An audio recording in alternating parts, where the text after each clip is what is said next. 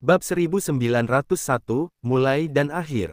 Nama, peternakan tingkat dewa penulis, lembut dalam senjata baja. Plus matikan mengatur ulang. Xia Ruofei mengulurkan tangannya dan berkata, katakan padaku. Kondisi apa? Feng Jing adalah Xia Ruofei yang datang ke perusahaan pada saat dimulainya perusahaan Taoyuan. Dapat dikatakan bahwa perusahaan Taoyuan telah mampu berkembang hingga seperti sekarang ini. Kontribusi Feng Jing tidak lebih rendah dari Xia Ruofei, dan hubungan mereka berdua juga sangat baik, jadi Feng Jing mengajukan syarat, Xia Ruofei setidaknya ingin mendengarkan, dan jika itu tidak terlalu memalukan, dia akan melakukannya tidak menolak. Feng Jing berkata, ini sangat sederhana. Saya harap Anda dapat mempertahankan posisi ketua. Meskipun itu hanya gelar kehormatan, Taoyuan hanya memiliki satu ketua, dan itu adalah Anda, kecuali jika Anda menjual seluruh saham Anda suatu hari nanti. Xia Ruofei menunjukkan senyum masam dan berkata, Saudari Jing, apa gunanya ini? Sejujurnya, saya membuat keputusan ini karena kecil kemungkinannya saya akan memiliki begitu banyak energi untuk mengelola urusan perusahaan Taoyuan di masa depan. Sebenarnya, saya sangat sibuk. Saya yakin Anda telah mencoba menghubungi saya dalam 2 atau 3 bulan terakhir. Apakah Anda tidak dapat menghubungi saya melalui ponsel atau WeChat? Bulan selama periode ini, secara alami tidak mungkin untuk menghubunginya melalui ponsel dan WeChat. Feng Jing berkata, saya tahu. Saya hanya berharap Anda dapat mempertahankan posisi ini, sehingga setidaknya Anda memiliki hubungan seperti itu dengan perusahaan Taoyuan, bukan hanya ekuitas dingin. Xia Ruofei awalnya ingin melepaskan posisi ketua, dan langsung menunjuk Feng Jing sebagai ketua, sehingga statusnya setara dengan investor sederhana. Mungkin sangat sulit untuk beroperasi di beberapa perusahaan lain dengan struktur kepemilikan saham yang lebih rumit, tetapi di perusahaan Taoyuan, Xia Ruofei menempati sebagian besar saham. Keputusan seperti itu, katanya, dapat dengan mudah dicapai. Tetapi setelah mendengarkan kata-kata Feng Jing, Xia Ruofei merenung sejenak, lalu mengangguk dan berkata, baiklah. Feng Jing akhirnya menunjukkan senyuman dan berkata, kalau begitu sudah beres, kamu tidak bisa menyesalinya lagi. Jangan khawatir, aku berjanji dan tentu saja aku tidak bisa kembali. Xia Ruofei berkata sambil tersenyum, Saudari Jing, saya sudah lama tidak kembali ke perusahaan, bukankah Anda punya banyak pekerjaan untuk dilaporkan? Mari kita bicarakan bersama, saya juga di perusahaan. Buatlah sebuah keputusan untuk terakhir kalinya, dan kamu dapat memutuskan sendiri hal-hal ini di masa depan. Feng Jing berkata, sebenarnya, ini bukan masalah yang mendesak, kecuali pabrik farmasi. Apa yang terjadi dengan pabrik farmasi? Xia Ruofei bertanya, setelah pabrik cabang mulai berproduksi, kapasitas produksi pabrik farmasi telah berkembang pesat, tetapi beberapa bahan mentah tidak akan tersedia dengan cara ini. Feng Jing berkata, meskipun kami selalu mengerahkan penduduk desa sekitar untuk menanam obat herbal China, bagaimanapun juga, bahan obat tersebut ada siklus pertumbuhannya, sehingga saat ini pabrik farmasi belum berani memulai produksi penuh, terutama untuk obat autisme, ada kesenjangan besar di pasar. Banyak rumah sakit yang mengantri untuk mendapatkan obat kami. Direktur Sue mereka juga sangat ingin marah, dan datang kepada saya setiap 3 hingga 5, apakah saya tidak dapat menghubungi Anda? Mereka menemukan cara untuk membuka saluran bahan mentah dan menyelesaikan masalah sendiri, tetapi ini juga membutuhkan waktu. Xia Ruofei mengangguk dan berkata, jika Anda dapat menyelesaikan masalah sendiri, itu yang terbaik. Petik 2. Feng Jing tersenyum pahit dan berkata, kami semua terbiasa mengandalkan Anda, jadi meskipun pabrik farmasi juga tahu bahwa bahan bakunya sangat penting, namun belum menarik perhatian yang tinggi, jika tidak maka tidak akan membuat alis terbakar dan mulai khawatir. Kedepan, mentalitas kita juga harus diubah, mulai dari manajemen, kita harus mengubah pola pikir kita. Xia Ruofei berkata sambil tersenyum, ini tidak terlalu serius. Anda memberitahu pabrik farmasi bahwa saya akan menyelesaikan masalah bahan mentah kali ini, dan saya akan menyediakan sejumlah bahan obat Tiongkok kepada pabrik farmasi melalui Lao Zeng setidaknya kapasitas produksi saat ini pada dasarnya mencukupi.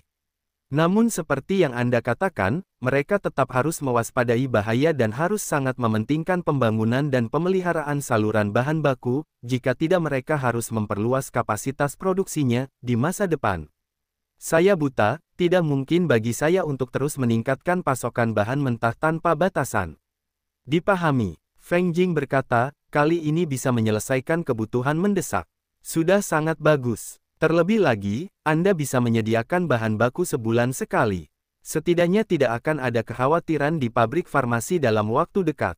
Berbicara tentang ini, Feng Jing tidak bisa menahan senyum pahitnya, dan berkata, Ketua, lihat kami masih terbiasa mengandalkan Anda. Selama Anda kembali, tidak peduli betapa merepotkannya masalahnya, itu akan segera diselesaikan. Xia Ruofei berkata sambil tersenyum, saya percaya pada kemampuan Anda dan potensi perusahaan Taoyuan. Masa depan menjanjikan. Bahkan jika saya tidak lagi campur tangan dalam urusan perusahaan, saya akan tetap menjadi seorang mayor pemegang saham perusahaan. Setiap poin yang Anda peroleh dalam uang itu, ada dividen saya, dan dividen saya masih merupakan bagian terbesarnya. Feng Jing berkata, ada baiknya jika Anda mengingat ini. Ketua, jangan mengabaikan perusahaan Taoyuan. Anda harus datang ke perusahaan di waktu luang Anda ketika Anda berada di Sanshan. Anda bukan hanya ketua kami, atau pemimpin spiritual dari kita semua. Xia Ruofei melambaikan tangannya lagi dan berkata sambil tersenyum, pemimpin spiritual agak terlalu berlebihan, tetapi tentang perusahaan, saya akan melakukannya jika Anda tidak memberitahu saya. Saya juga memiliki perasaan yang mendalam terhadap perusahaan Taoyuan, tapi aku tidak tahu bagaimana melakukannya, jadi aku hanya bisa bekerja keras semuanya. Feng Jing mengangguk tak berdaya. Dia tahu bahwa begitu Xia Ruofei membuat keputusan, akan sulit bagi orang lain untuk berubah, jadi dia berhenti melakukan upaya yang sia-sia. Feng Jing merasa sedikit sedih ketika dia berpikir bahwa mungkin hanya ada sedikit kesempatan untuk bertemu Xia Ruofei di masa depan. Setelah sedikit menyesuaikan emosinya, Feng Jing mengangkat kepalanya dan berkata, Ketua, alasan utamanya adalah pabrik farmasi lebih cemas. Anda bisa membicarakan hal lain selama rapat. Anda harus membuat keputusan ini secara langsung. The manajemen perusahaan menjelaskan, apakah menurut Anda akan mengadakan rapat pada sore hari? Xia Ruofei mengangguk dan berkata, Yah, menurutku tidak apa-apa. Mengingat pabrik farmasi itu jauh, maka, 1 jam kemudian, mari kita adakan rapat di ruang rapat Dewan Direksi. Aku akan jelaskan situasinya kepada Anda secara pribadi. Jelaskan bahwa Anda bertanggung jawab penuh atas pekerjaan perusahaan. Di perusahaan Taoyuan, orang yang paling dipercaya Xia Ruofei adalah Feng Jing, dan Feng Jing sekarang adalah presiden perusahaan Taoyuan. Xia Ruofei, ketua dewan, tidak lagi bertanggung jawab. Tentu saja, presiden akan bertanggung jawab atas keseluruhan pekerjaan. Hal ini juga diharapkan. Feng Jing mengangguk dan berkata, baiklah, kalau begitu saya akan memberitahu semua orang. Ketua, Tuan Zeng, saya akan turun dulu. Yah, Saudari Jing telah bekerja keras. Xia Ruofei mengangguk dan berkata. Zeng Yongshu juga sedikit mengangguk pada Feng Jing.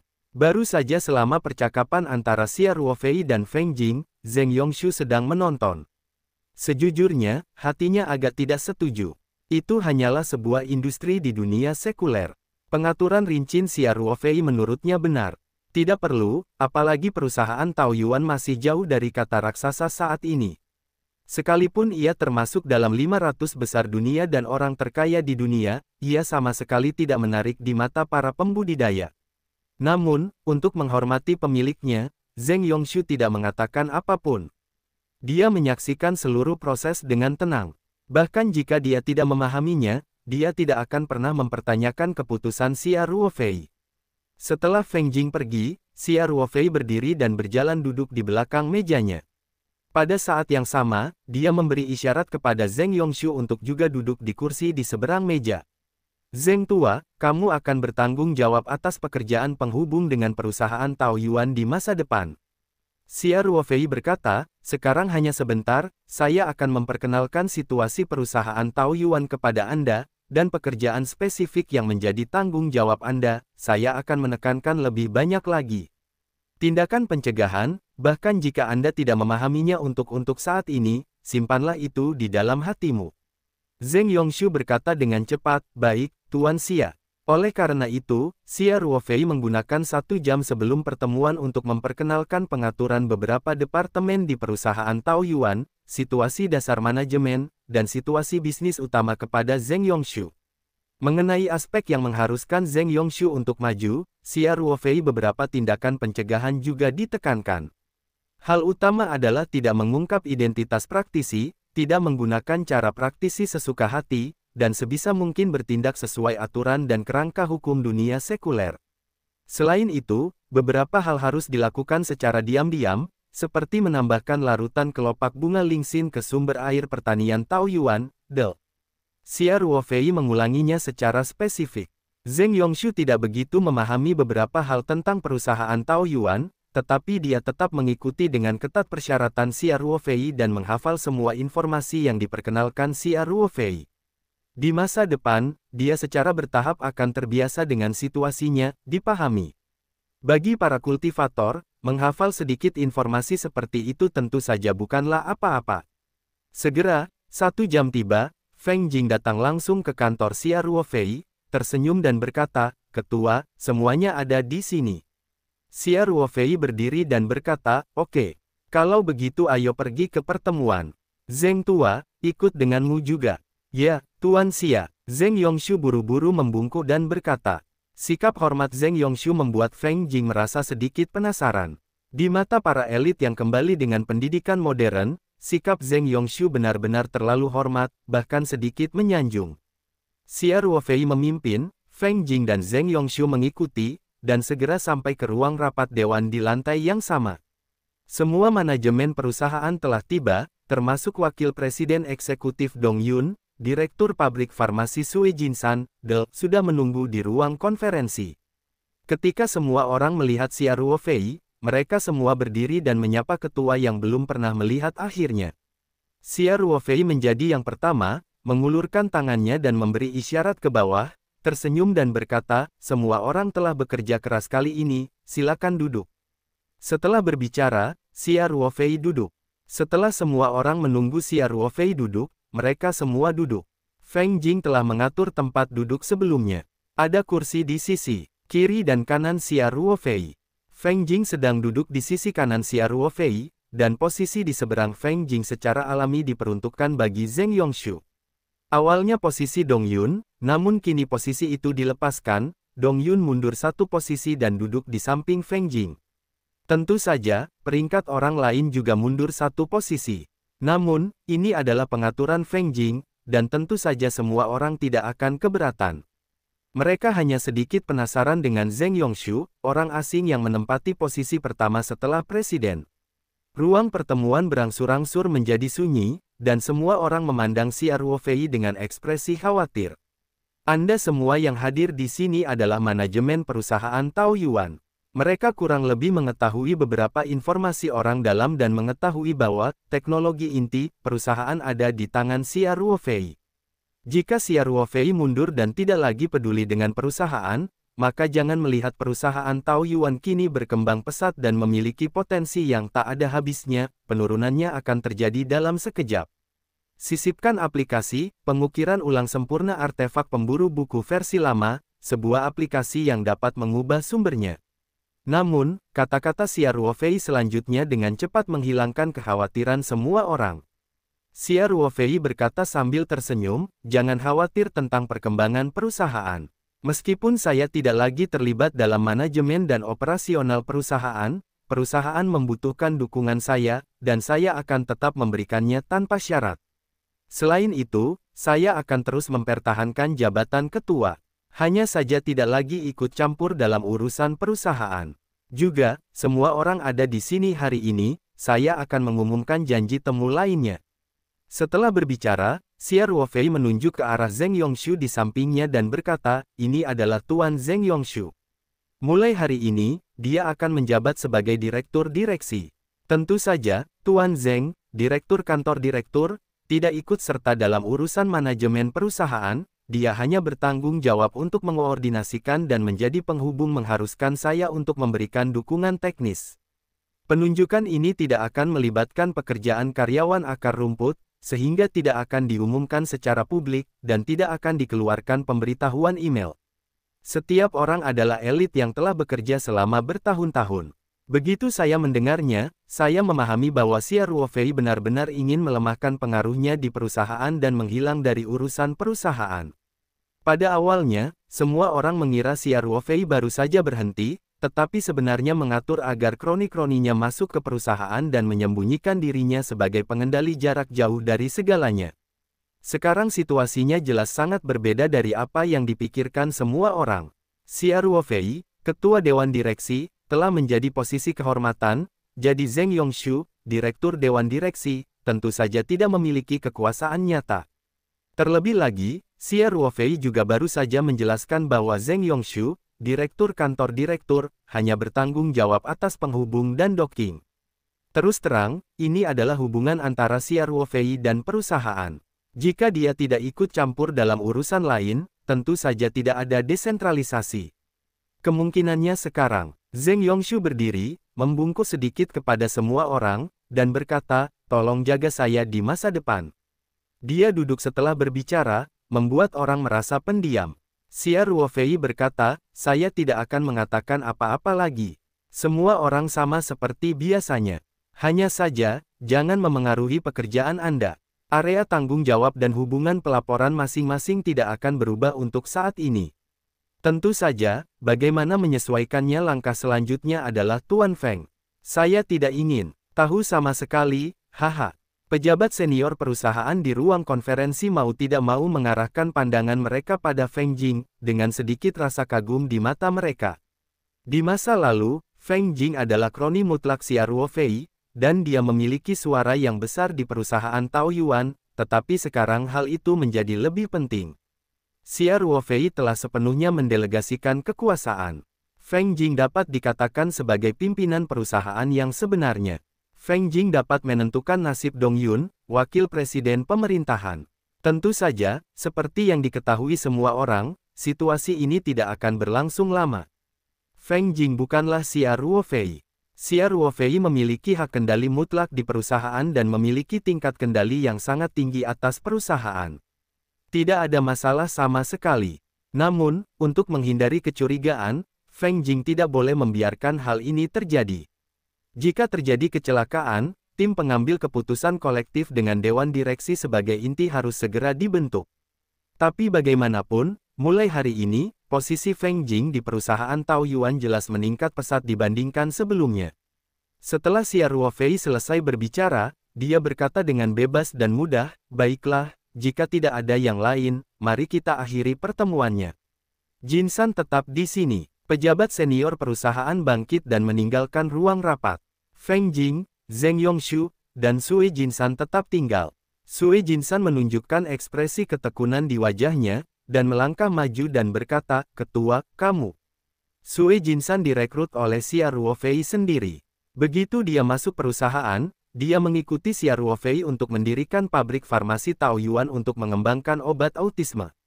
Belakangan, Xia Ruofei langsung ditunjuk sebagai direktur pabrik farmasi karena kinerja yang luar biasa. Pabrik tersebut memiliki pengaruh yang besar di perusahaan Taoyuan, dan dia juga telah menjadi manajemen senior yang penting di perusahaan tersebut. Xia Ruofei memberinya semua ini. Bisa dikatakan, di dalam hatinya, dia berbeda dengan pejabat tinggi lainnya. Selain Feng Jing, dia merasa bahwa dia adalah penghubung langsung terdekat dengan Xia Ruofei, jadi keputusan Xia Ruofei hari ini memiliki dampak yang sangat psikologis padanya. Besar, Xia Ruofei tersenyum dan melambaikan tangannya dan berkata, Jin San, tidak perlu banyak bicara, kamu bekerja keras di pabrik farmasi, Feng juga sangat optimis tentang kamu, di masa depan, bahkan jika saya tidak berada di perusahaan, kamu bisa jangan jatuhkan rantai itu untukku. Tahu. Anda dapat yakin, Ketua, perusahaan telah memberi saya segalanya hari ini, dan saya akan melakukan yang terbaik untuk mengembalikan perusahaan tersebut. Sui Jin San dengan cepat mengungkapkan tekadnya. Xia Ruofei mengangguk dan berkata, baiklah. Saya percaya pada kemampuan Anda, tetapi di masa depan, Anda akan terus memperkuat inisiatif subjektif Anda. Kali ini masalah bahan mentah akan membuat Anda sadar. Saya ingat saya menekankan bahan mentah saluran sebelumnya. Namun, Anda tidak pernah terlalu memperhatikan pentingnya hal itu. Ketika jalur produksi cabang dimulai, masalah bahan baku akan segera disorot. Meskipun saya dapat menyediakan sebagian besar bahan baku yang Anda butuhkan saat ini pekerjaan harus lebih diperhatikan ke depannya. Saya dapat memberitahu Anda bahwa bahan baku yang akan saya sediakan tidak akan bertambah di masa depan. Jika kapasitas produksi diperluas di masa depan, masalah bahan baku akan diselesaikan oleh Anda. Sue Jinsan tidak bisa menahan keringat dingin, dan dengan cepat berkata, "Ya. Ketua, ini kelalaian saya meminta hukuman. Situasi ini tidak akan pernah terjadi lagi di masa depan, saya secara pribadi akan menjalankan saluran tersebut mulai besok. Ngomong-ngomong, saya punya ide lain. Pengalihan tanah di Kabupaten Changping sedang berlangsung. Sekarang arus kas perusahaan relatif melimpah. Bisakah kita menyewa sebidang tanah dan menanam sendiri bahan obat Cina? Tidak boleh dikendalikan oleh orang lain." Setelah Xia Ruofei mendengarkan, dia hanya bisa mengangguk diam-diam. Jelas sekali Sue Jinsan telah merenungkan masalah bahan mentah. Ini juga salah satu alasan mengapa dia menghargai Sue Jinsan. Meskipun Sue Jinsan adalah seorang profesional medis, dia sangat aktif dalam berpikir, dan juga sangat kreatif dalam manajemen bisnis, dan bersedia menggunakan otaknya. Namun, Xia Ruofei tidak tertarik untuk mengurus hal-hal ini lagi. Dia tertawa dan berkata, "Kamu tidak perlu memberitahuku tentang hal ini. Kembali saja dan lapor langsung ke Tuan Feng. Jangan lupa bahwa saya baik-baik saja sekarang." Feng Jing berkata, "Ketua, ini adalah perusahaan Anda sendiri. Mengapa Anda merasa begitu ingin melepaskan beban Anda?" Penjaga toko segera setelah pertemuan ini. Xia Ruofei tertawa dan berkata, "Jika tidak, aku sudah menunggu lama, oke. Sekarang saya akhirnya bisa menyerahkan semua masalah kepada Anda dengan sepenuh hati." Feng Jing dan Sue Jinsan mau tidak mau saling memandang dan tersenyum pahit. Namun, Feng Jing dengan cepat berkata kepada Sue Jinsan, "Tuan Sue, idemu sangat bagus, jadi ayo kita lakukan. Anda harus segera menulis teks dan mempertimbangkan semua aspek, termasuk kebijakan pengalihan tanah setempat dan kompensasi untuk pembebasan tanah. Standar, ukuran perkebunan, total anggaran investasi dan hasil yang diharapkan, sedetail mungkin, Anda dapat melaporkan kepada saya terlebih dahulu, kemudian kita akan mengadakan rapat manajemen untuk berdiskusi bersama. Jika tidak ada masalah, cepatlah implementasi." Feng Jing sudah mulai menghindari kecurigaan. Meskipun Xia Ruofei telah memberinya banyak otonomi, dia tetap mendiskusikan dan memutuskan sebanyak mungkin mengenai penggunaan dana besar dan penyesuaian strategi perusahaan. Sue Jinsan mendengar kata-kata itu dan berkata dengan cepat, "Oke, saya sudah melakukan rencana yang relevan, dan itu akan segera selesai." Xia Ruofei tersenyum dan berkata, "Selesai, kamu akan mendiskusikan hal-hal ini sendiri setelah kamu turun. Jinsan, aku hanya punya satu hal yang tersisa untukmu hari ini, yaitu bahan mentah. Kudengar kamu hampir kehabisan beras. Pancinya, aku di sini untuk memberimu arang di salju." "Terima kasih, Ketua," Sue Jinsan berkata dengan penuh semangat. Xia Ruofei melambaikan tangannya dan berkata, "Di masa depan, Lao Zeng akan menghubungi Anda dengan Anda. Ini juga bagian dari pekerjaannya. Di masa depan, dia akan menyerahkan sejumlah bahan mentah kepada Anda setiap bulan. Anda dapat menukarnya informasi kontakmu dulu. Kali ini bahan obat akan diserahkan ke gudang sebelumnya, besok pagi jam 8. "Tidak masalah, tidak masalah," Sue Jinsan berkata dengan tergesa-gesa. Kemudian dia dengan cepat berkata kepada Zeng Yongshu, "Direktur Zeng, saya menyebabkan masalah bagi Anda. Tolong jaga Anda di masa depan." Setelah berbicara, dia mengulurkan tangannya ke Zeng Yongshu. Zeng Yongshu berjabat tangan dengan Sue Jinsan, memasang senyuman di wajahnya dan berkata, "Direktur Sue sopan, ini pekerjaan saya. Saya berharap memiliki kerjasama yang bahagia di masa depan." Zeng Yongshu masih sedikit tidak terbiasa dengan cara komunikasi sopan seperti ini di dunia sekuler, tapi dia sudah mencoba beradaptasi. "Selamat bekerja sama, kata Sue Jinsan. Kemudian keduanya bertukar informasi kontak. Sue Jinsan memiliki kartu nama, tetapi Zheng Yongshu tentu saja tidak memilikinya. Hanya nomor telepon dan WeChat. Zheng Yongshu menyimpannya dengan serius. Setelah menambahkan teman WeChat-nya, dia sangat bersemangat. Selamat tinggal dan pergi. Xia Ruofei menghela nafas lega. Ketika Feng Jing melihat ini, dia tidak bisa menahan senyum dan berkata, saya akhirnya menyingkirkan semua beban, bukan? Xia Ruofei tersenyum dan berkata, apakah ini sangat jelas? Feng Jing dan Zheng Yongshu sama-sama mengangguk dengan serius. Xia Ruofei menghilangkan senyumannya dan berkata dengan sungguh-sungguh, oke. Kalau begitu aku akan lebih serius. Feng Jing terkekeh dan berkata, oke. Berhentilah berpura-pura. Ketua, saya masih punya sesuatu untuk dilaporkan kepada Anda. Saya sudah. Dengarkan saya dulu. Saya perlu menanyakan pendapat Anda tentang masalah ini. Kata Feng Jing. Xia Ruofei berkata, oke. Kamu bilang. Anda memberi saya semua kekuatan pengambilan keputusan di perusahaan. Saya merasa beban di pundak saya terlalu berat. Kalau saya tidak mengurus perusahaan dengan baik. Feng Jing berkata, jadi menurut saya beberapa hal-hal penting di masa depan akan dibahas oleh Dewan Direksi. Kemudian buatlah keputusan bersama. Mengenai komposisi Dewan Direksi, menurut saya perlu disesuaikan. Petik 2. Xia Ruofei melambaikan tangannya, dan berkata sambil tersenyumlah, Saudari Jing, kamu tidak takut dengan beban yang berat, tetapi kamu ingin menghindari kecurigaan. Tidak, kata Feng Jing lemah. Itu benar-benar tidak perlu. Sejak aku menyerahkan perusahaan kepadamu, aku akan mempercayaimu, mempercayai kemampuanmu, dan mempercayai kepribadianmu, kata Xia Ruofei. Saya tahu, tapi, sebuah perusahaan ingin berkembang secara sehat, dan yang terbaik adalah bekerja sama untuk membuat keputusan mengenai masalah-masalah besar.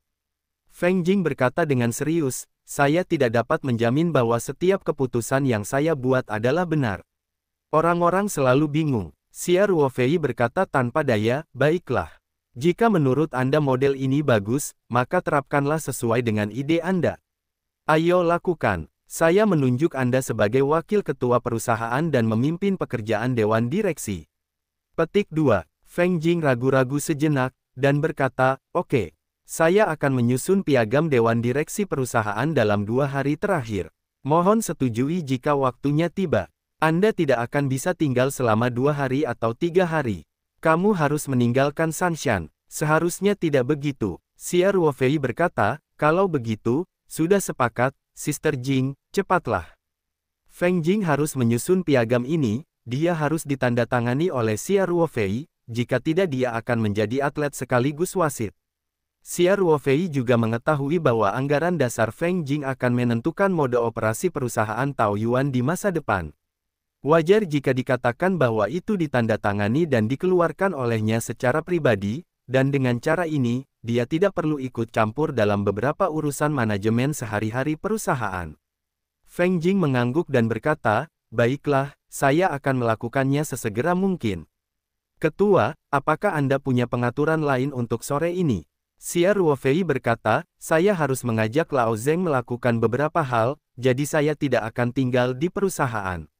Saudari Jing, pergi bekerja. Feng Jing tiba-tiba merasa sedikit hampa ketika dia mendengar kata-kata itu, tetapi dia masih berpura-pura santai, tersenyum dan berkata, oke. Aku akan memberikannya padamu. Sekelompok orang keluar dari ruang rapat dewan, berbelok ke koridor, dan tiba di lift yang didedikasikan untuk para eksekutif. Feng Jing membuka pintu lift dan tersenyum, liftnya ada di sini, ketua, kalau begitu, sampai jumpa. Xia Ruofei membawa Zheng Yongshu ke lift. Sesaat sebelum menutup pintu, dia menahan pintu lift dan berkata sambil tersenyum, Kak Jing, jangan terlihat terlalu berat. Ini bukan perpisahan. Tidak ada mulut gagak. Feng Jing berkata dengan cepat. Maksud saya, kedepannya saya akan datang ke perusahaan setiap 3-5 untuk memberi Anda lebih banyak otonomi. Saya hanya berharap perusahaan dapat berkembang lebih lancar, jangan sampai Anda harus menanyakan beberapa hal kepada saya, dan Anda menang, tidak dapat menghubungi saya untuk sementara waktu. Ini adalah kesempatan yang terlewatkan. Xia Ruofei berkata dengan ringan, lagi pula, bukankah kita hidup dalam komunitas? Ada banyak kesempatan untuk bertemu di masa depan. Feng Jing mendengarkan kata-kata Xia Ruofei, suasana hatinya tiba-tiba membaik, dia tersenyum dan berkata, aku tahu. Kamu cepat pergi, aku juga harus membuat rencana. Setelah selesai berbicara, dia melambai ke Xia Ruofei, menoleh dan berjalan menuju kantornya. Xia Ruofei membawa Zheng Yongshu dan langsung berkendara keluar dari gedung Taoyuan, namun alih-alih segera pergi ke peternakan Taoyuan, ia mengendarai kendaraan off-road Night 15 ke gudang di kota yang telah ia beli.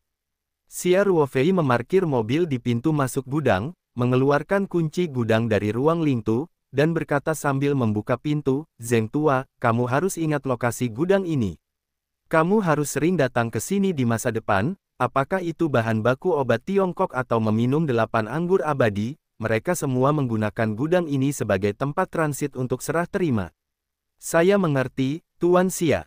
Zheng Yongshu berkata dengan hormat. Xia Ruofei membuka pintu gudang dan masuk terlebih dahulu, lalu memberi isyarat kepada Zheng Yongshu untuk masuk dan mengunci pintu dari dalam. Dia langsung mengeluarkan cincin penyimpanan dari ruang Lingtu, menghapus jejak spiritualnya sendiri, dan menyerahkannya kepada Zheng Yongshu. Zheng Yongshu tertegun, lalu dengan cepat melambaikan tangannya dan berkata, Tuan. Tuan Xia, ini cincin penyimpanannya.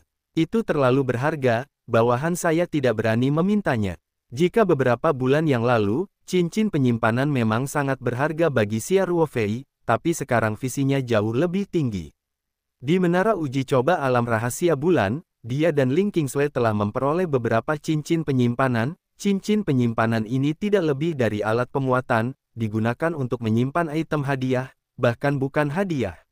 Xia Ruofei juga tahu bahwa di mata para biksu yang kuat itu, cincin penyimpanan hanyalah alat yang sangat biasa, sehingga penglihatannya secara alami menjadi lebih tinggi.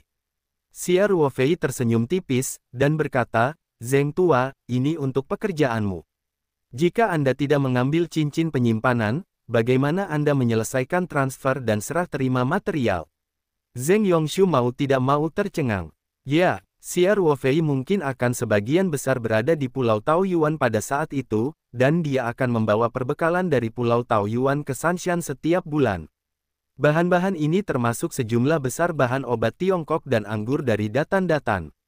Untuk transportasi, semua jalur akan sangat merepotkan, dan dia harus menyerahkan anggur baru dari kilang anggur ke Xia Ruofei, apakah itu diangkut melalui udara kembali. Oleh karena itu, cincin penyimpanan sudah menjadi alat yang sangat diperlukan dalam pekerjaan ini. Xia Ruofei tersenyum, lalu menyerahkan cincin penyimpanan itu ke arah Zheng Yongshu, dan berkata, cepat ambil. Zheng Yongshu ragu-ragu untuk mengambil cincin penyimpanan dan memegangnya dengan hati-hati, karena takut cincin itu rusak. Xia Ruofei merasa sedikit lucu melihatnya seperti ini. Xia Ruofei berkata, jangan khawatir. Dengan tingkat kultivasi Anda, bahkan jika Anda ingin menghancurkan cincin penyimpanan ini, Anda tidak dapat melakukannya sama sekali. Apa yang masih Anda lakukan? Cepat dan kenali Tuhan. Oh, taat. Zheng Yongshu kembali sadar dan dengan cepat mengenali pemilik cincin penyimpanan. Xia Ruofei berkata dengan ringan, cincin ini berisi bahan obat Tiongkok yang akan diserahkan ke pabrik farmasi kali ini. Datanglah ke sini lebih awal besok pagi, keluarkan bahan obat dari cincin penyimpanan, dan tunggu sampai jam 8. Cukup serah terima secara jelas kepada orang-orang di pabrik farmasi. Nantinya, apakah itu bahan obat, white wine, atau cordyceps, truffle, teh, del, akan diangkut dan diserahkan dengan cara ini, paham? Petik 2. Memahami. Zheng Yongshu berkata cepat. Dia tersapu dengan kekuatan mental dan menemukan bahwa semua cincin penyimpanan diisi dengan bahan obat Tiongkok. Sebenarnya, Xia Ruofei sudah lama mempertimbangkan bahwa mungkin ada kekurangan bahan obat di pabrik farmasi, jadi saya meminta Xia Qing untuk membawa tenaga kerja gratis di kebun medis di perbatasan gunung dan laut selama 2 hari untuk memanen bahan obat Tiongkok. Xia Qing secara pribadi membawa sekelompok kecil orang untuk perawatan lanjutan, sehingga bahan obat Tiongkok di cincin penyimpanan ini semuanya diproses, dan pabrik farmasi dapat langsung memproduksinya. Zheng Yongshu tiba-tiba menemukan bahwa selain sejumlah besar bahan obat Tiongkok, ada sebuah tiang dengan energi spiritual yang kuat di dalam cincin penyimpanan. Dia tidak bisa menahan diri untuk tidak membeku, lalu dengan cepat mengeluarkan tiang itu dan menyerahkannya kepada Xia Ruofei. Tuan Xia, ada bagian lain di sini. Ini adalah kristal roh, yang membantu dalam kultivasi. Xia Ruofei berkata dengan ringan, kali ini memindahkanmu dari sekte pemetik bintang untuk bekerja di dunia sekuler pasti akan berdampak pada kultivasimu, terutama energi spiritual di sini sangat campur aduk dan penuh kekerasan. Kecuali Zishi dan Maoshi, kamu bisa, saya tidak akan berlatih di waktu lain, jadi saya akan menyiapkan kristal spiritual untuk Anda sehingga bisa menggantikannya. Zheng Yongshu buru-buru berkata, Tuan, bagaimana ini bisa dilakukan? Adalah tugas bawahan untuk melayani Tuan, beraninya Anda meminta kompensasi apapun. Tuan, Anda harus mengambilnya kembali. Meskipun Xia Ruofei memiliki terlalu banyak kristal roh untuk digunakan, dan dia sendiri bahkan tidak menyukai kristal dasar, apalagi kristal roh dengan kandungan aura yang lebih rendah, tidak ada keraguan bahwa kristal roh itu untuk biksu seperti Zheng Yongshu. Katanya itu sudah cukup berharga. Dalam pandangan Zheng Yongshu, melayani Tuan adalah hal yang wajar dan benar. Beraninya kamu meminta kompensasi. Jadi ketika dia sedang terburu-buru, dia lupa bahwa Xia Ruofei memerintahkannya untuk tidak memanggil tuannya tetapi memanggil Tuan Xia, dan kata Tuan juga terlontar. Xia Ruofei tersenyum dan berkata, kristal roh tidak terlalu berharga, dan karena kamu memanggilku Master, sebagai Master, aku memberimu hadiah, apakah kamu ingin menolaknya? Zheng Yongshu menundukkan kepalanya dan berkata, bawahan tidak berani, tapi... Xia Ruofei menyela kata-kata Zheng Yongshu secara langsung dan berkata, karena kamu tidak berani, simpanlah. Juga, meskipun kamu patuh padaku karena kamu segel jiwa, aku tidak akan pernah dan aku tidak terbiasa menggunakannya. Gunakan orang sebagai budak, jadi di mataku kamu hanyalah bawahan biasa, dan kamu tidak perlu selalu berhati-hati di depanku. Anda bertindak dengan setia, perkembangan masa depan Anda akan lebih baik daripada yang biasa Anda praktikkan di sekte teratas. Mata Zheng Yongshu berkaca-kaca, dan dia gemetar dan berkata, yakinlah, bawahan bersedia melakukan yang terbaik untuk tuannya dan mati. Meskipun Zheng Yongshu setia kepada Xia Ruofei karena segel jiwanya tidak membuat orang kehilangan akal sehatnya. Faktanya, apakah Zheng Yongshu atau Luo Qingfeng adalah biksu normal yang berpikir mandiri, mereka hanya menghadapi Xia Ruofei. Pada saat itu, pikiran tentang ketaatan dan ibadah akan muncul tanpa disengaja, sehingga Zheng Yongshu secara alami membedakan yang baik dari yang buruk, dan dapat dilihat bahwa Xia Ruofei tidak memperlakukannya sebagai budak. Xia Ruofei mengangguk, dan berkata, oke, ayo hubungi Tuan Xia mulai sekarang. Anda harus mengembangkan kebiasaan, jika tidak, Anda mungkin akan menyebut orang yang salah di depan orang lain. Ya, Tuan Xia, Zheng Yongshu berkata cepat. Xia Ruofei melemparkan kunci gudang ke Zheng Yongshu, dan berkata, di masa depan, kunci gudang akan diserahkan kepadamu. Saya tidak akan berada di sini jika tidak ada yang bisa dilakukan. Memahami, kata Zheng Yongshu, tugas yang diberikan Xia Ruofei kepadanya sebenarnya tidak rumit. Kalau bukan karena beradaptasi dengan kehidupan dunia, akan mudah baginya. Dengan tugas sederhana seperti itu, Xia Ruofei masih mempertimbangkannya di mana-mana, mengizinkannya berlatih di Pulau Taoyuan, dan memberinya kristal spiritual yang berharga, yang membuatnya tergerak secara tak dapat dijelaskan. Xia Ruofei melanjutkan, ngomong-ngomong, saat Anda berada di gudang, Anda harus berhati-hati untuk menghindari mata dan telinga orang saat Anda menyimpan dan menarik bahan dari ring penyimpanan. Lagi pula, jika Anda tidak sengaja ditabrak oleh orang-orang di dalam dunia, itu akan sedikit mengejutkan. Petik 2. Bawahan akan memperhatikan, kata Zheng Yongshu. Xia Ruofei tersenyum dan berkata, oke. Selanjutnya, saya akan membawamu ke peternakan Taoyuan. Kebetulan hari sudah mulai gelap dan lebih mudah untuk melakukan sesuatu. Keduanya keluar bersama, Zheng Yongshu dengan cepat mengunci pintu gudang, Xia Ruofei duduk di kursi pengemudi, dan Zheng Yongshu dengan cepat naik ke mobil di sana, gerakannya agak kikuk. Ia masih sedikit risih dengan kendaraan modern tersebut. Xia Ruofei melirik Zheng Yongshu sambil menyalakan mobil, dan berkata sambil tersenyum, setelah Anda menetap di sini, biarkan Zheng Yi mengatur agar Anda belajar mengemudi dan mendapatkan SIM. Dengan cara ini Anda akan jauh lebih nyaman lagi pula, kamu sering harus datang ke gudang sendirian. Zheng Yongshu berkata, baiklah, Tuan Xia, saya akan memberitahu Tuan Zheng ketika saya kembali, saya akan mencoba mendapatkan pengemudinya sesegera mungkin. SIM adalah SIM. Xia Ruofei berkata, dengan SIM, Anda dapat mengemudi di jalan raya secara legal. Xia Ruofei percaya bahwa dengan kecerdikan seorang kultivator, sangat mudah bagi Zheng Yongxu untuk belajar mengemudi, dan dia akan dapat segera berangkat setelah mempelajari pengoperasian dasar. Bagaimanapun, kemampuan reaksi seorang kultivator jauh lebih cepat daripada orang biasa. Namun Xia Ruofei tetap berharap Zheng Yongxu bisa mengikuti cara normal dalam belajar mengemudi dan menguji SIM-nya. Dia harus membiarkan Zheng Yongxu belajar mematuhi hukum dan aturan masyarakat modern dengan cara yang halus. Zheng Yongxu tentu saja tidak akan mengabaikan pesanan Xia Ruofei. Dia mengangguk dan berkata, "Saya mengerti, Tuan Xia, yakinlah, saya akan mematuhi aturan dunia sekuler dan tidak akan bertindak sewenang-wenang." Xia Ruofei mengangguk, dan berkata dengan sungguh-sungguh, "Baiklah. Ini sangat penting. Begitu saya mengetahui bahwa Anda melakukan kejahatan di dunia sekuler, saya pasti akan menghapus Anda tanpa ragu-ragu." Ingat ini, ketika Xia Ruofei mengucapkan kata-kata ini, dia membawa jejak kekuatan spiritual untuk mengubah alam roh, dan ditambah dengan efek penekan dari segel jiwa itu sendiri, Zheng Yongxu terkejut, dan dia segera membentuk tanda yang tak terlupakan dalam dirinya, pikiran. Dia dengan cepat berkata, "Ya, bawahan Anda harus mengingat perintah Anda. Jangan pernah melanggarnya." Petik 2. Xia Ruofei sangat mengetahui seberapa besar kekuatan destruktif yang dapat ditimbulkan oleh seorang kultivator di dunia sekuler jika dia tidak dikendalikan, terutama ketika Zheng Yongxu berurusan dengan orang-orang dari perusahaan Taoyuan, jadi dia harus mendapatkan vaksinasi terlebih dahulu, kalau tidak, akan terlambat untuk menyesal jika sesuatu benar-benar harus terjadi. Xia Ruofei sangat puas dengan sikap Zheng Yongxu. Dia menyalakan mobil dan melaju ke arah jalan tol di sekitar kota.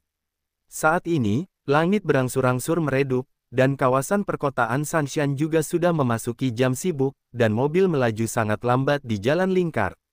Namun, Xia Ruofei tidak terburu-buru, jadi dia mengemudikan kendaraan off-road Night 15 secara perlahan di tengah lalu lintas hingga memasuki jalan tol di sekitar kota, dan kecepatannya perlahan meningkat. Sekitar setengah jam kemudian, Xia Ruofei sudah memasuki wilayah Kabupaten Changping. Dia mengemudikan mobilnya ke arah peternakan Taoyuan, tetapi dia tidak mengemudikan mobilnya langsung ke peternakan. Sebaliknya, dia menemukan tempat sepi dan menghentikan mobilnya di tempat sepi 2 atau 3 kilometer jauhnya. "Turun." Xia Ruofei mematikan mobil dan berkata sambil menarik pintu, "Saya tidak ingin membuat khawatir orang-orang di pertanian, saya akan membawa Anda langsung bersama Yu Jian."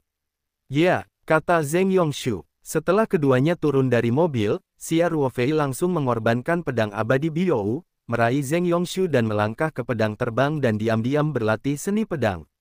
Tiba-tiba cahaya pedang melintas di langit malam, dan keduanya telah tiba di peternakan Taoyuan dalam sekejap mata. Kini perluasan pertanian Taoyuan telah selesai, dan pada dasarnya terhubung dengan cabang pabrik farmasi. Xia Ruofei dapat melihat bahwa bengkel produksi pabrik farmasi masih berproduksi, tetapi jelas tidak semua lini produksi beroperasi. Hal ini mungkin disebabkan oleh kekurangan bahan mentah, peternakan relatif lebih tenang. Sekarang perusahaan Taoyuan menyediakan subsidi sewa kepada karyawan muda, jadi pada dasarnya tidak ada yang tinggal di sisi pertanian. Setiap orang menyewa rumah di dekat gedung Taoyuan, jadi perjalanan pulang kerja akan jauh lebih nyaman. Jadi pada malam hari, pada dasarnya tidak ada orang di peternakan kecuali penjaga yang bertugas. Xia Ruofei membawa Zheng Yongxu dan berlari melewati beberapa titik, termasuk 2 menara air, dan menara air di pertanian. Ia juga secara pribadi mendemonstrasikan penambahan larutan kelopak bunga lingsin ke sumber air.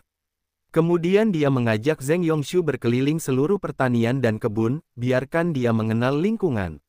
Lagi pula, ketika Zheng Yongxu datang untuk menambahkan larutan kelopak bunga lingsin di masa depan, dia juga akan menghindari telinga patroli dan orang lain, jadi sangat penting untuk mengenal lingkungan.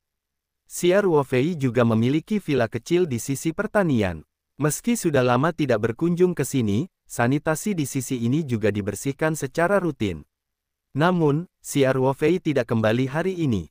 Dia terutama tidak ingin menarik perhatian petugas patroli karena lampu di villa.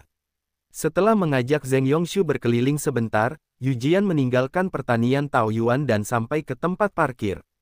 Saat menurunkan ketinggian pedang terbang, Xia Ruofei tidak bisa menahan diri untuk tidak melihat kembali ke pertanian yang menjulang di bawah lampu jalan. Disinilah ia memulai karirnya dan meninggalkan banyak kenangan indah. Jika tidak ada keadaan khusus di masa depan, dia tidak boleh kembali ke sini lagi, jadi dia masih merasa sedikit enggan di dalam hatinya. Xia Ruofei melihat kembali ke pertanian sejenak, lalu menurunkan pedang terbangnya, dan menyimpannya sambil berpikir. Zheng Yongshu tidak terlalu beradaptasi dengan jenis penerbangan pedang berkecepatan tinggi ini, jadi ketika dia pertama kali mendarat di tanah, wajahnya sedikit pucat, dan langkah kakinya tampak sedikit sia-sia. Xia Ruofei tersenyum dan berkata, "Tidak. Kakiku lembut. Masuk ke dalam mobil dan pelan-pelan. Aku membuatmu tertawa," kata Zheng Yongshu pucat, ekspresinya sedikit canggung. Setelah keduanya masuk ke dalam mobil, Xia Ruofei menyalakan mobil dan berkata, "Lao Zheng, ini adalah tugas yang harus Anda selesaikan secara teratur, penyerahan bahan obat Tiongkok dan anggur putih, dan pemeliharaan sumber air di pertanian. Yang lainnya teh hijau, cordyceps, dan truffle. Apa? Itu semua bertahap, hanya beberapa kali dalam setahun.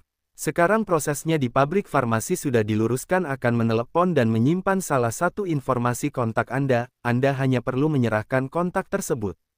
"Dimengerti, Tuan Xia," kata Zheng Yongshu. Xia Ruofei melanjutkan dengan mengatakan, "Saya harus mengulangi 2 poin tentang kelopak bunga Lingxin. Yang pertama adalah bahwa kelopak bunga itu harus dijaga kerahasiaannya. Jika informasinya bocor, tidak akan ada apapun di dunia sekuler. Jika kultivator mendapatkan beritanya, saya khawatir itu akan dibawa kepada Anda. Ada bahaya besar." "Yang kedua adalah apa yang saya katakan terakhir kali, Anda tidak boleh menyentuh larutan kelopak langsung dengan tangan Anda, jika tidak semua obat akan diserap oleh tubuh Anda, dan solusinya akan sia-sia. Ini harus diingat." "Oke, bawahan ingat," kata Zheng Yongshu. "Yah, itu saja yang perlu kukatakan padamu. Sekarang kita kembali ke kota." Xia Ruofei berkata, "Jika Anda tidak mengerti apapun, Anda dapat menelepon saya kapan saja. Jangan khawatir mengganggu saya. Pastikan untuk bekerja. Tentu, tidak boleh ada kesalahan." "Dipahami." Zheng Yongshu berkata dengan nada serius, "Bawahan harus mengingat ajaranmu. Jika ada kesalahan, bawahan bersedia menerima hukuman apapun." Xia Ruofei mengangguk dan berkata, "Yah, hari ini belum pagi. Saya akan mengirim Anda langsung ke kediaman Anda. Anda akan mempelajari semua aspek kehidupan di masa depan, termasuk pakaian, makanan, perumahan, mengenakan pakaian modern dari dunia sekuler, makan di restoran, dan menggunakan peralatan listrik modern di rumah, transportasi umum, perangkat lunak pemanggil taksi, Anda harus belajar sesegera mungkin." Zheng Yongshu mau tidak mau merasa sedikit besar setelah mendengar ini, tetapi dia segera berkata, "Ya. Saya akan menguasai keterampilan ini sesegera mungkin, Tuan Xia." Xia Ruofei berkendara kembali ke kota. Setelah menanyakan alamat spesifik pijakan Zheng Yongshu, dia mengantar Zheng Yongshu ke gerbang komunitas, dan kemudian kembali ke komunitas Villa Jiangbin. Zheng Yi juga banyak memikirkan aransemen Zheng Yongshu. Kediaman Zheng Yongshu tidak jauh dari rumah Xia Ruofei. Beberapa menit kemudian, Xia Ruofei sudah memasuki komunitas Villa Jiangbin. Begitu dia memarkir mobilnya, dia merasakan ada sedikit nafas di dalam rumah. Dia tidak bisa menahan wajahnya berubah sedikit, dan kekuatan mentalnya langsung menyapu ke arah villa. Segera setelah itu, Xia Ruofei sedikit mengendur, menunjukkan senyuman. Dia membuka pintu villa dan masuk ke dalam rumah, dan melihat Ling Qingsui terbaring di tengah sofa di ruang tamu sambil bermain dengan ponselnya. Xia Ruofei tersenyum dan berkata sambil mengganti sepatu, "Menantu perempuan, kenapa kamu tidak datang dan mengatakan sepatah kata pun? Saya pikir ada pencuri di rumah." Ling Qingsui menoleh untuk melihat ke arah Xia Ruofei, dan berkata sambil tersenyum, "Pencuri kecil mana yang telah memakan Xiong Xinbaozi, berani datang ke rumahmu untuk mencuri barang? Mungkin begitu, pencuri kecil itu tidak akan tahu bahwa ada biksu inti emas tingkat menengah yang tinggal di sini." Xia Ruofei berkata sambil tersenyum. Dia berjalan ke arah Ling Qingsui dan duduk, dan bertanya, "Apa yang kamu lihat?" "Begitu asyik. Aku sedang ngobrol dengan Wei Wei." Ling Qingsui berkata, "Ngomong-ngomong, Wei Wei berkata bahwa sekolah hampir membereskan semuanya. Jika tidak ada hal yang tidak terduga, aku akan kembali besok. Kamu harus pergi ke ibu kota besok. Keesokan paginya, Xia Ruofei mengendalikan kapal terbang obsidian sendirian dan datang ke ibu kota. Dia tidak menemui Song Wei secara langsung, karena setelah menghubungi Song Wei tadi malam, dia tahu bahwa dia masih memiliki beberapa sentuhan akhir hari ini. Selain itu, beberapa siswa di asrama harus makan bersama, karena kali ini Song Wei kembali ke Sanshan. Saya akan kembali ke sekolah setelah tahun baru, jadi bisa dianggap sebagai makanan longgar untuk semester ini. Semester berikutnya adalah semester terakhir gelar Master Song Wei. Pada dasarnya tidak ada kursus, dan tutor pada dasarnya tidak akan mengatur tugas. Pekerjaan terpentingnya adalah menyelesaikan tesis kelulusannya. Padahal, skripsi kelulusan mahasiswa pascasarjana sudah disiapkan. Beberapa orang sudah menentukan arahnya begitu mereka masuk sekolah. Mereka sedang mempersiapkan tesis ini sepanjang tahap pascasarjana. Tesis Song Wei juga telah dipersiapkan selama lebih dari setengah tahun. Tugasnya adalah menyelesaikan makalah ini, sehingga waktu lebih leluasa. Xia Ruofei pertama kali kembali ke halaman rumah di Liuhai Hutong. Bagaimanapun, ini adalah rumahnya di ibu kota, dan dia belum kembali selama 2 atau 3 bulan. Wu Qiang dan yang lainnya telah merawat halaman rumah dengan sangat baik, dan semuanya tertata rapi. Xia Ruofei mempertimbangkan bahwa dia mungkin belum tentu kembali ke halaman selama festival musim semi, jadi dia hanya memberi Wu Qiang dan staf lainnya sebuah amplop merah tebal akhir tahun, dan kemudian meminta Wu Qiang untuk mengatur 1 atau 2 orang untuk tetap tinggal. Yang lain harus saat pulang tahun baru, tidak perlu tinggal di sini untuk berjaga. Tentu saja, mereka yang tertinggal juga akan mendapatkan kompensasi gaji yang besar. Wu Qiang dan lainnya dibayar oleh perusahaan Taoyuan. Xia Ruofei menyapa Feng Jing sebelumnya dan meminta bagian keuangan menghitung upah lembur festival musim semi untuk mereka sesuai dengan standar maksimum. Setelah mengatur barang-barang untuk halaman, Xia Ruofei menelepon Song Rui, Zhao Yongjun dan lainnya, dan mengatur untuk bertemu di klub Taoyuan. Xia Ruofei menghilang selama 2 atau 3 bulan kali ini. Saudara-saudara juga sangat terkejut setelah menerima telepon Xia Ruofei. Mereka semua berkata bahwa mereka akan minum-minum bersama Xia Ruofei di malam hari, termasuk Liu Jian, yang kebetulan bekerja di tempat lain, juga berteriak-teriak untuk segera membeli pesawat. Setelah Piao Fei kembali, Xia Ruofei, tentu saja, buru-buru menghentikannya. Dia sedang mencari makan santai bersama saudara-saudaranya, dan dia akan segera kembali ke Sanshan. Tidak perlu memobilisasi massa seperti ini. Siang hari, Xia Ruofei beristirahat di halaman. Saat itu pukul 4 sore dia meninggalkan halaman dan pergi ke klub Taoyuan di pinggiran kota Beijing. Xia Ruofei tidak membiarkan Wu Qiang mengemudi, melainkan mengemudikan kendaraan komersial Elva yang berada di halaman langsung ke klub Taoyuan. Situasi lalu lintas di ibu kota selalu relatif padat, namun Xia Ruofei berangkat relatif lebih awal dan meninggalkan kota sebelum jam sibuk, sehingga jalanan relatif lancar. Sekitar pukul 5, Xia Ruofei sudah tiba di klub Taoyuan. Nomor plat kendaraan niaga Alpha ini sudah terdaftar di Taoyuan Club, sehingga sistem kontrol akses secara otomatis mengangkat tuas setelah mengenali nomor plat tersebut. Ketika Xia Ruofei pergi ke gedung utama klub, Zhao Yongjun, Song Rui dan lainnya yang telah diberitahu oleh penjaga keamanan di pintu telah keluar dan menunggu.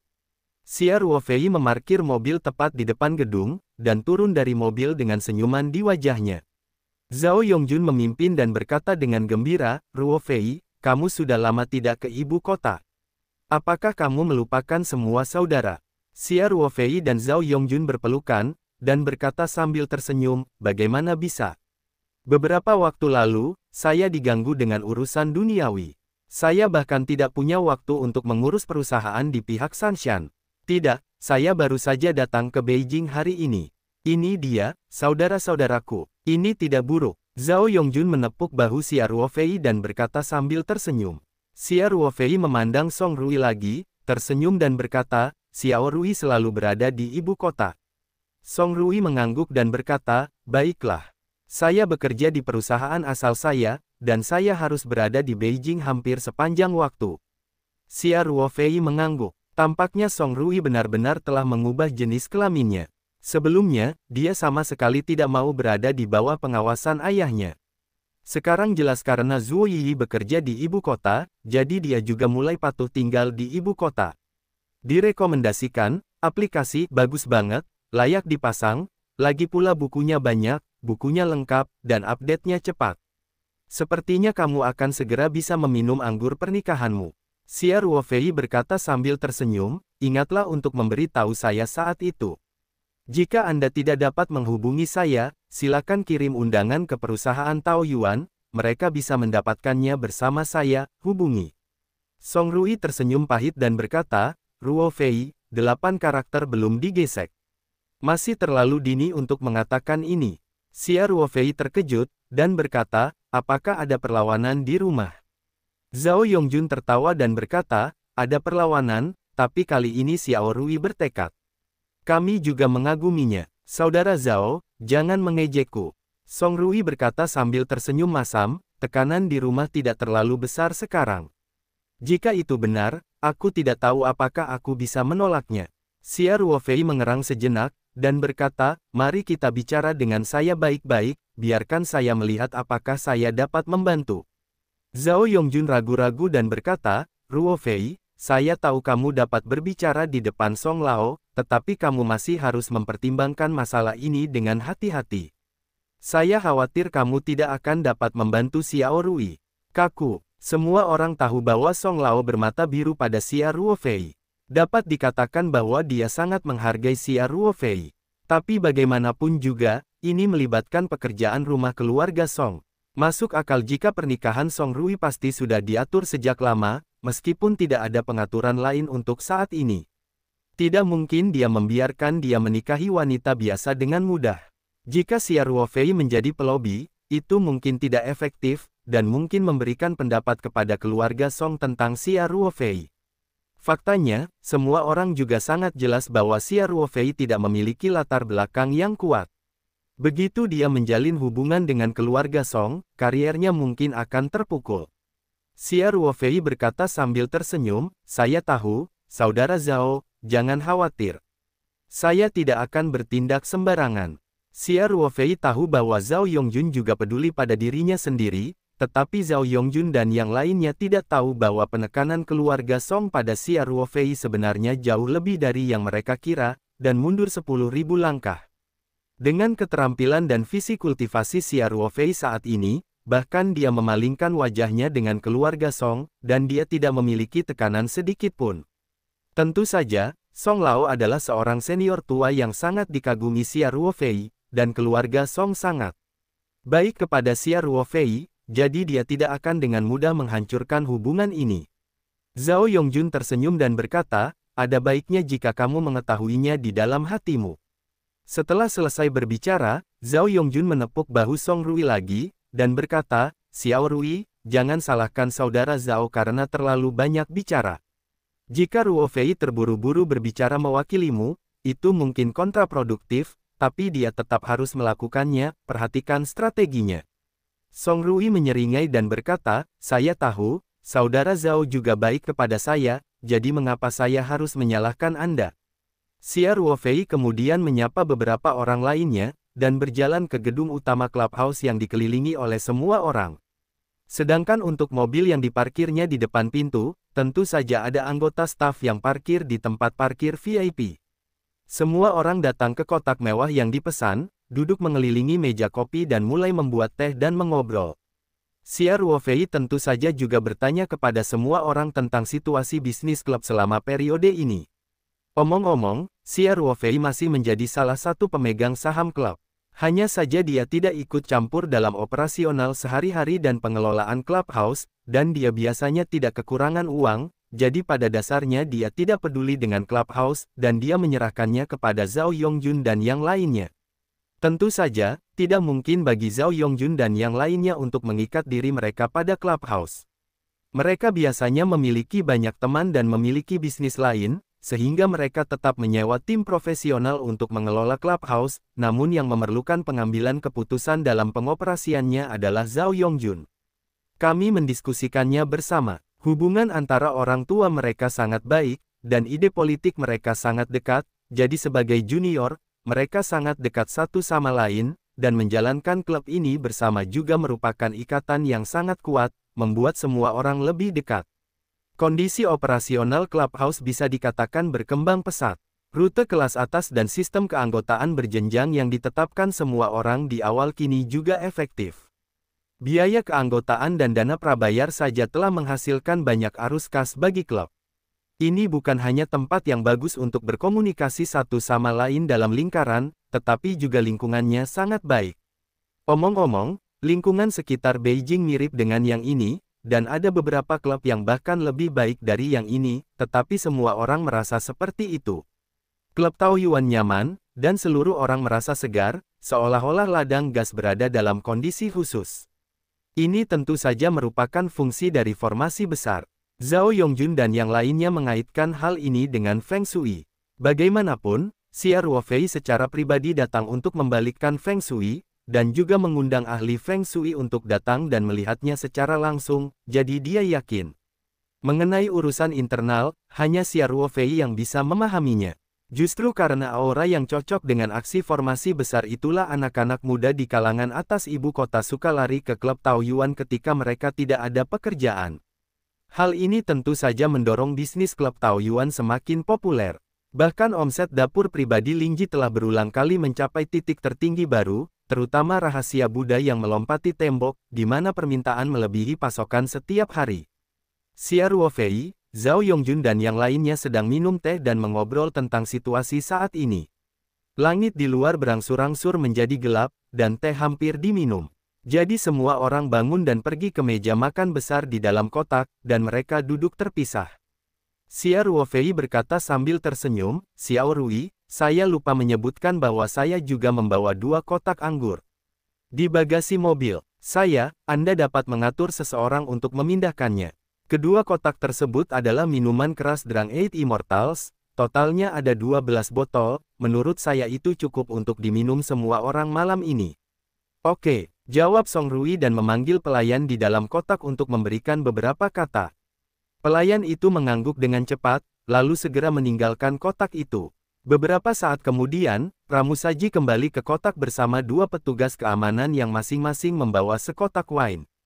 Song Rui tersenyum begitu dia melihat kemasan luarnya dan berkata, "Sepertinya kita mendapat keberuntungan hari ini. 8 Dewa Mabuk Ruofei semuanya adalah edisi terbatas yang tidak tersedia di pasaran. Ya, itu anggur enak yang tidak bisa dibeli dengan uang.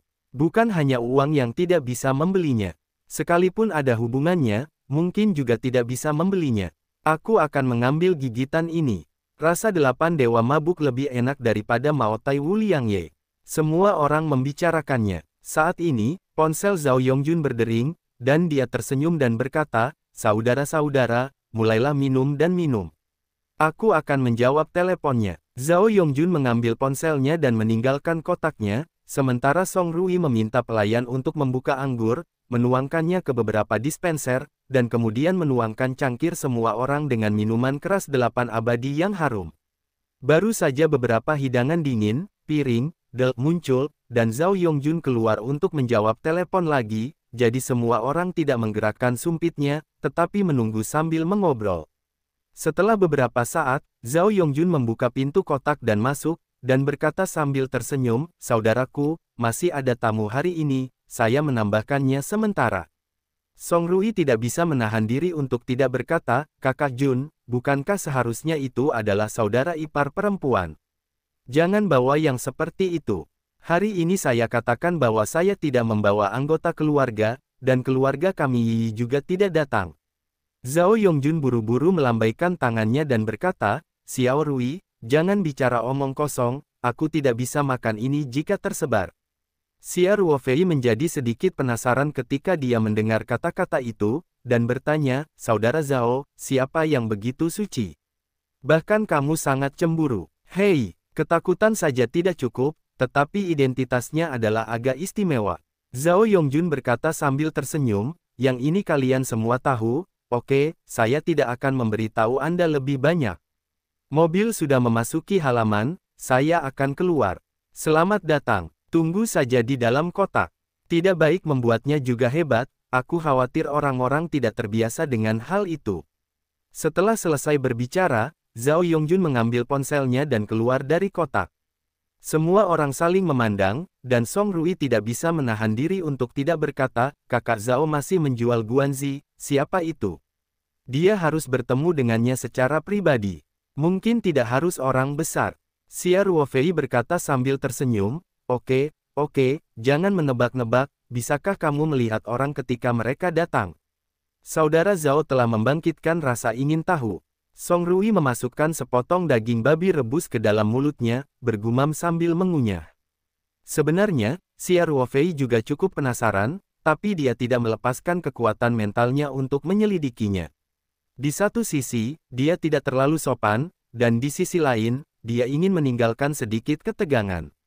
Terkadang tidak selalu merupakan hal yang baik untuk melihat masa depan. Adalah baik untuk menyimpan sedikit kesenangan bagi orang-orang biasa. Semua orang tidak menunggu lama, sekitar 3-5 menit sebelum pintu kotak dibuka. Semua orang melihat ke pintu secara serempak. Saya melihat seorang wanita, cantik dengan mata cerah berdiri di samping Zhao Yongjun, yang juga melihat ke semua orang. Semua orang menunjukkan ekspresi sangat terkejut, dan Song Rui tidak bisa menahan diri untuk tidak berteriak, Lu Yu. Kapan kamu kembali ke Tiongkok? Tidak ada yang menyangka setelah sekian lama Zhao Yongjun menjualnya, ternyata Nona Rusa inilah yang membawanya kembali. Tak heran jika saat Song Rui bercanda, Zhao Yongjun langsung menyangkal adanya rumor tersebut, Zhao Yongjun tidak tahan. Lu Yu hampir menikah dengan Song Rui sebelumnya, dan semua orang dapat melihat bahwa dia sepertinya ada hubungannya dengan Xia Ruofei. Hanya saja dia tidak tahu kenapa, dia pergi ke luar negeri untuk belajar dengan tenang, tapi tanpa diduga kembali sebelum festival musim semi kali ini. Ketika pandangan Lu Yu tertuju pada tubuh Xia Ruofei, jelas ada ekspresi terkejut, dan sedikit kepanikan muncul di matanya. Xia Ruofei juga sangat terkejut. Namun, yang lebih mengejutkannya adalah, dia benar-benar merasakan fluktuasi aura samar pada Lu Yu.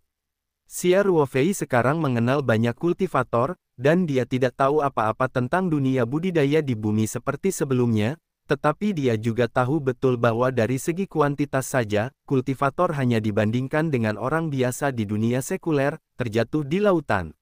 Saat berjalan di dunia sekuler, ia jarang bertemu dengan para kultivator, apalagi menemukan kultivator di antara kenalannya.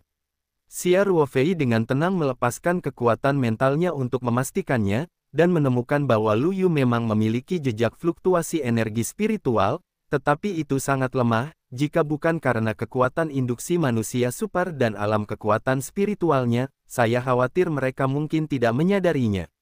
Dilihat dari fluktuasi aura di tubuh Lu Yu, dia mungkin baru saja terlibat dalam kultivasi, dan bahkan mungkin tidak dihitung sebagai pemurnian Qi tingkat pertama.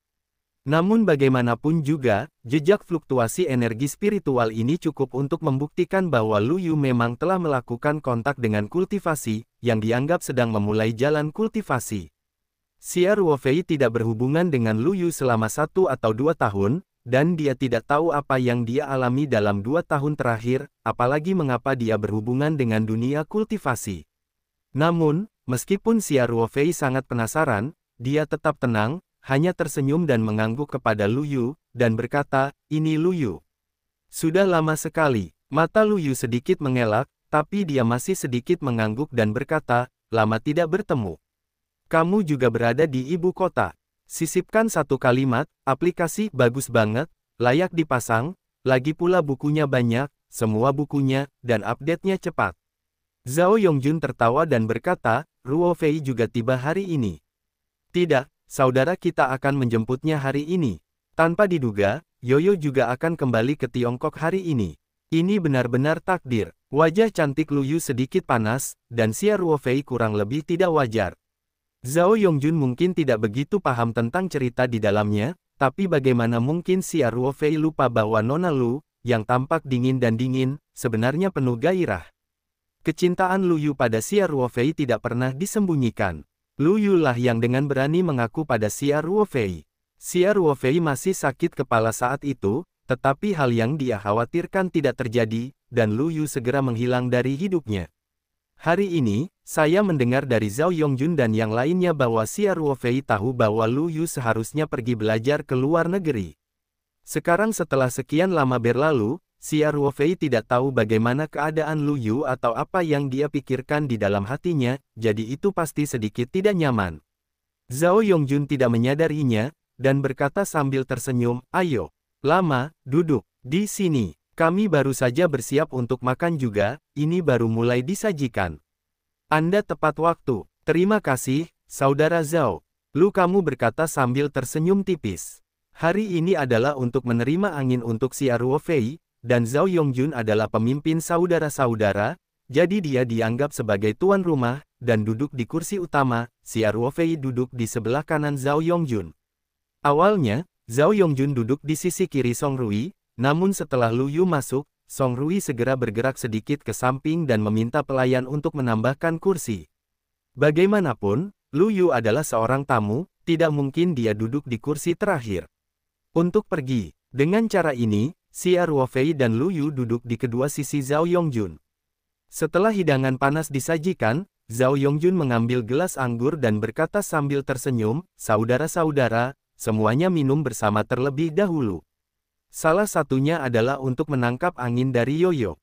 Kedua, Ruofei sudah lama tidak kembali ke Beijing, waktunya, semuanya ini pertemuan yang langka, patut dirayakan. Ruofei, selamat minum, tunjukkan ketulusanmu." Semua orang telah melihat minuman Xia Ruofei. Sebenarnya sama saja dengan meminum air matang. Semua orang belum pernah melihat Xia Ruofei mabuk, jadi untuk menyesuaikan suasana, Zhao Yongjun langsung memulai pasukan Xia Ruofei dengan minuman pertama. Xia Ruofei juga tidak menolak, dan berkata sambil nyengir, "Oke. Kalau begitu saya akan menggunakan cangkir besar."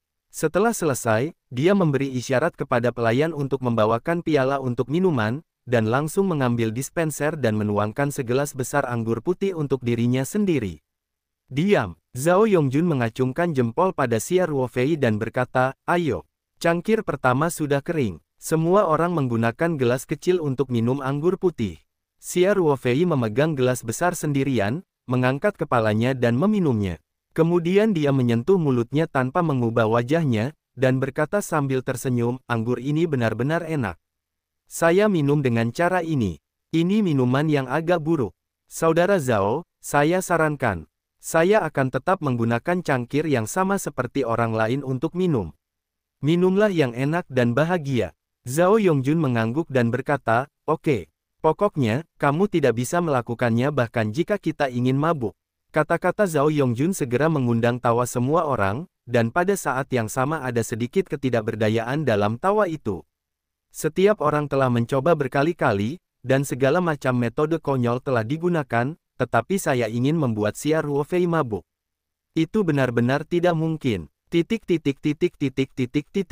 Setelah minum selama 3 putaran, Zhao Yongjun menoleh sedikit untuk melihat ke arah Lu Yu, tersenyum dan bertanya, kamu mengatakan di telepon bahwa kamu memiliki sesuatu untuk didiskusikan denganku, apa itu dia?" Lu Yu memandang Xia Ruofei, ragu-ragu sejenak, lalu berkata sambil tersenyum, "Ketika saya masih di luar negeri, saya mendengar bahwa ada klub Taoyuan di Beijing. Lingkungannya sangat bagus. Lalu saya bertanya tentang itu. Itu ternyata saudara Zhao membukanya bersama. Ya, jadi ketika saya kembali, saya ingin datang dan mengalaminya.